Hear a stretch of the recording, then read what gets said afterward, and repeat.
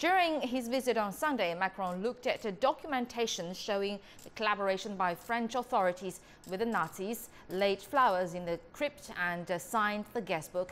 At the Memorial of Martyrs, he said he would concede nothing to Le Pen, who had accused him of exploiting the Holocaust for electoral purposes. And Macron has visited two sides tied to France's wartime history in 3 days. Macron and Le Pen will battle for the presidency in the May the 7th runoff vote.